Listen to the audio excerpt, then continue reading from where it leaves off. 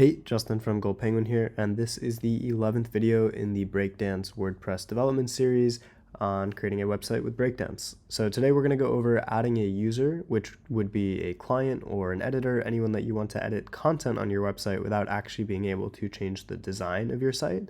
It's fairly easy to do with Breakdance. We can go into the settings and go over how it looks right now.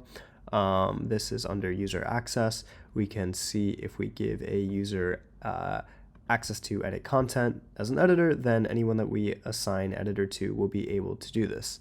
So we will be adding a user in WordPress, like here. So let's say we want to add, let's call them the editor, and then the editor@gmail.com. So you'll have to put in an email for them, and then you can have any kind of password for them. I'm just going to do admin just like normal, even though it's a weak password, and set their role to be an editor, and then builder access. If we gave the role to editor, we don't need to do anything here, but if you don't want to go through the other way, then we can give builder access directly here and say edit content.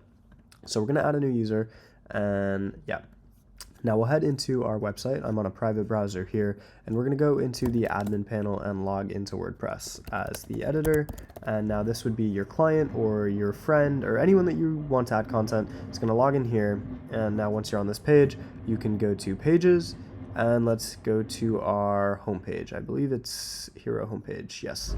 So when they open this in Breakdance, they're going to have the same options, or it's going to look pretty much the same to what we were able to do before.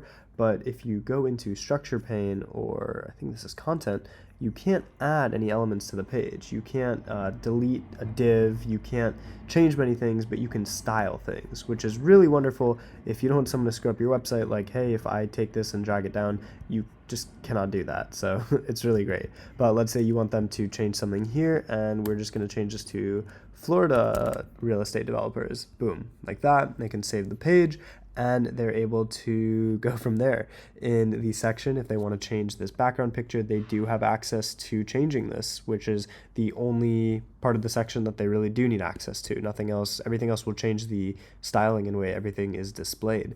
So yeah, really cool if you want to, we use it for clients to be able to say, hey, we want to change some things, we just don't want to screw up the design, which is great. Another one is for pretty much, if you want to have a friend edit something, or if you have workers working on your site, but you don't want them to screw anything up, this is what it's great for. So yep, hope this helped, and leave a like if you enjoyed, and see you in the next video.